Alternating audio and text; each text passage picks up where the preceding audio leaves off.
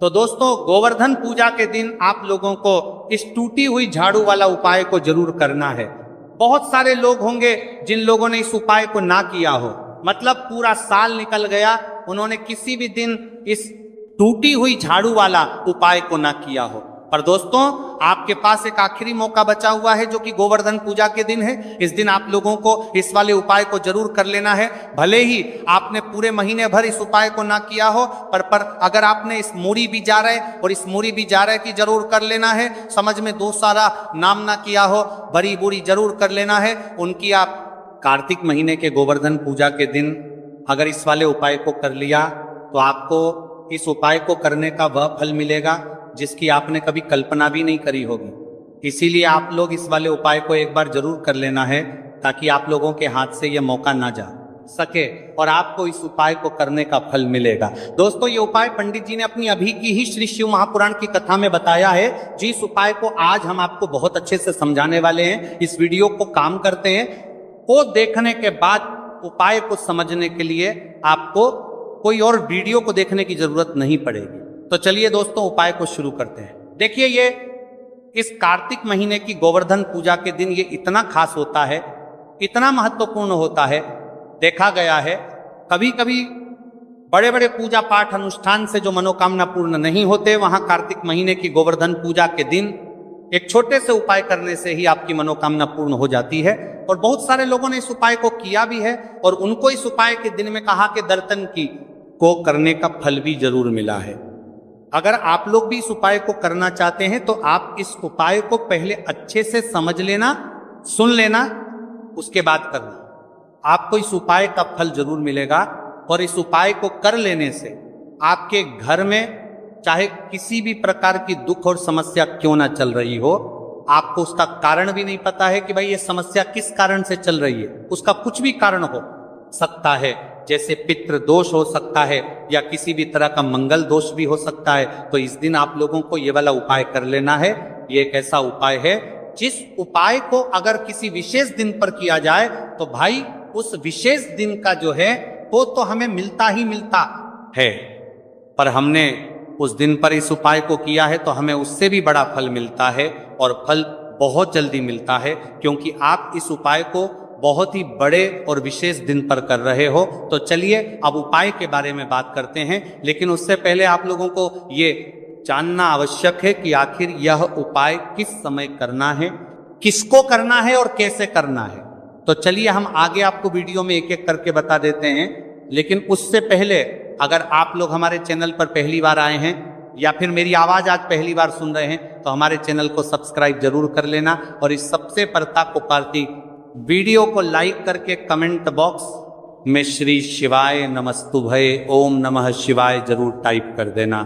तो दोस्तों, इस टूटी हुई झाड़ू वाला उपाय को हमें गोवर्धन पूजा के दिन कैसे करना है, किसको करना है, किस समय करना है और कहां पर करना है, ये सारे सवालों के जवाब आपको इस वीडियो में मिल जाएंगे।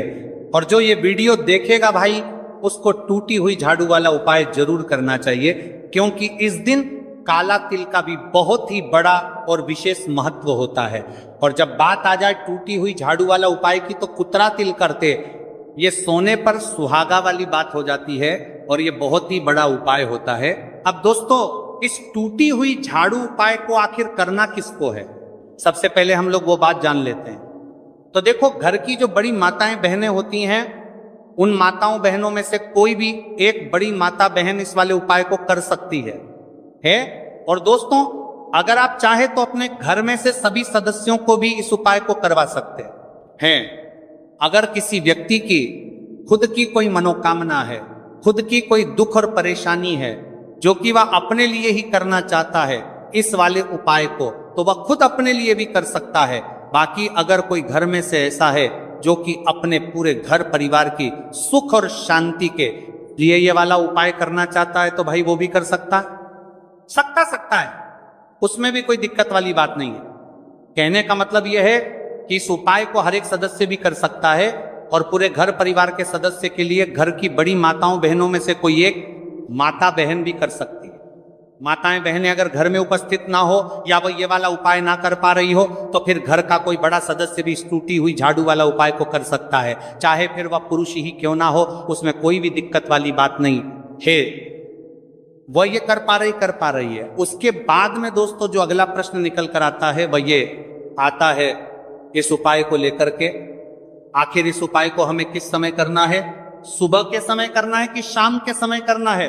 तो देखो, इस वाले उपाय को आप लोग सुबह के समय भी कर सकते हो और शाम के समय प्रदोष काल में भी कर सकते हो। अब अगर आप पूछो कि भाई साहब सबसे उत्तम समय कौन सा रहेगा इस टूटी हुई झाड़ू वाला उपाय को करना है का, तो हम आपसे बस यही कहेंगे कि इस उपाय को आप सुबह के समय करेंगे तो ज्यादा बेहतर होगा। बाकी अगर प्रदोष काल शाम के समय भी करेंगे तो भी अच्छा होगा, उसमें कोई भी दिक्कत वाली बात नहीं है। तो अब दोस्तों जो अगली सबसे बड़ी और महत्वपूर्ण बात आती है वह ये आती है कि सुबह अगर हम उपाय को करेंगे तो हमें कितने बजे से लेकर कितने बजे तक के बीच में करना है, और शाम के समय प्रदोष काल में करेंगे तो हमें कितने बजे से लेकर कितने बजे के बीच में करना है? तो देखो, सुबह जितनी जल्दी हो सके आप उपाय को करने की कोशिश करना। बाकी अगर किसी कारणवश लेट भी हो जाओ, थोड़ी देर भी हो जाए, तो 10 या 11:00 बजे तक भी आप उपाय कर लेना, पर 12:00 बजे से ज्यादा देरी ना हो, ठीक है? इस बात का ध्यान रखना। उसके बाद में दोस्तों अगर शाम के समय प्रदोष काल की बात करें, प्रदोष काल का जो समय है होता है वह शाम के 6:00 बजे से शुरू हो जाता है। मतलब शाम के 6 प्रदोष काल की बात करें 6:00 बजे से शुरू हो जाता है। मतलब शाम के 6 प्रदोष काल की बात करें से लेकर 7 के बीच का जो समय होता है, यह समय प्रदोष काल का समय होता है। तो आप इस उपाय को 7 या 8:00 बजे के बीच में भी कर सकते हो। मतलब शाम के 6:00 बजे से रात 8:00 बजे के बीच में आप कभी भी इस वाले उपाय को कर सकते हो, उसमें कोई भी दिक्कत वाली बात नहीं है। देखिए, यदि हम किसी भी प्रकार के उपाय को निश्चित दिन और निश्चित तिथि पर करते हैं तो इसका हमें बहुत अधिक लाभ मिलता है, और इन उपायों को करने के बाद हमारे जीवन में बहुत अधिक परिवर्तन आता है। साथ ही साथ ये जो ऊपर में परिवर्तन उपाय आपके जीवन की सारी परेशानियों को और सारी बाधाओं को दूर करने वाले हैं। सबसे पहले आप सभी को गोवर्धन पूजा, दीपावली एवं छठ पूजा की हार्दिक शुभकामनाएं। माता बहनों, सोना चांदी नहीं खरीद सकते तो गोवर्धन पूजा पर करें। इन चीजों की खरीदारी मां लक्ष्मी होगी। प्रसन्न माता बहनों, साल 2025 में गोवर्धन पूजा कब है, गोवर्धन पूजा में पूजा का शुभ मुहूर्त क्या है, और गोवर्धन पूजा में नई वस्तुएं खरीदने का शुभ मुहूर्त क्या है, बर्तन कौन से खरीदना चाहिए, सोना या चांदी खरीदना जरूरी है, झाड़ू कौन सी खरीदें, झाड़ू दीपावली पर या फिर गोवर्धन पूजा पर किस दिन खरीदना चाहिए, इन सभी सवालों के जवाब आज की वीडियो में हम आपको बताएंगे। भाइयों, माता रानी की कृपा से मैं कह सकता हूं कि आप धनवान ना बन जाए तो मुझे बताना। अगर आप इस वीडियो को पूरा देख लेंगे तो मेरा यकीन मानिए आपको दुनिया की कोई ताकत धनवान बनने से रोक नहीं सकती, क्योंकि माता लक्ष्मी स्वयं कहती है मैं उसी घर में जाती हूं जिस घर में ये 5 चीजें खरीदी जाती हैं।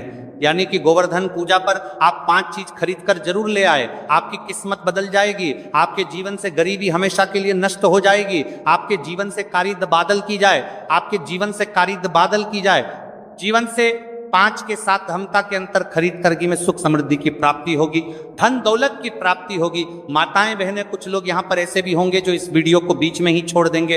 इन बातों पर ध्यान ना देकर फालतू की वीडियो में ज्यादा ध्यान देंगे। इस वीडियो को आपको छोड़ना ही है तो अभी छोड़ देना, परंतु वीडियो को बीच में छोड़कर दीपावली के इस समय पर मां लक्ष्मी का अपमान कभी मत करना। अगर आपने ये वीडियो को पूरा देख लिया तो धनवान बनने से आपको विधाता भी रोक नहीं पाएगा, स्वयं माता रानी चलकर आपके घर आएंगे और आपकी जो भी इच्छा है, मनोकामना है, वह पूरी कर देगी। इसीलिए सच्चे हृदय से इस वीडियो को लाइक जरूर कर दीजिए और कमेंट बॉक्स में जय लक्ष्मी माता जरूर लिख दीजिए। ये देखिए, साल 2025 में गोवर्धन पूजा किस दिन मनाया जाएगा। इस दिन धनवंतरी देव लक्ष्मी जी और कुबेर महाराज की पूजा की जाती है। तो आइए जानते हैं गोवर्धन पूजा पर शुभ मुहूर्त। दिवाली का त्योहार हिंदू धर्म के प्रमुख त्योहारों में से एक है। हम सभी लोग दिवाली और उसके आसपास पड़ने वाले त्योहारों का पूरे साल भर इंतजार करते हैं। दिवाली को दीपों का त्योहार और रोशनी का त्योहार कहा जाता है।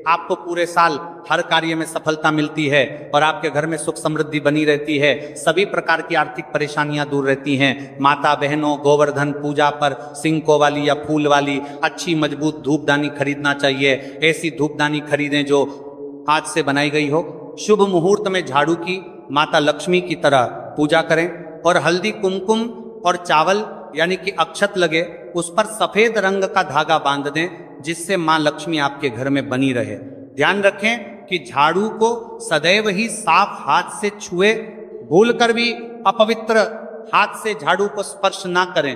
ऐसा करने से मां लक्ष्मी नाराज हो जाती है और आप आर्थिक संकट से गिरने लगते हैं। मित्रों, झाड़ू को कभी भी खड़ा करके ना रखें, ऐसा करना अशुभ माना जाता है। इसे हमेशा सही तरीके से रखें। घर में झाड़ू सदैव ऐसे स्थान पर रखनी चाहिए कि कभी भी बाहर से आने वाले किसी व्यक्ति की नजर झाड़ू पर नहीं पड़नी चाहिए।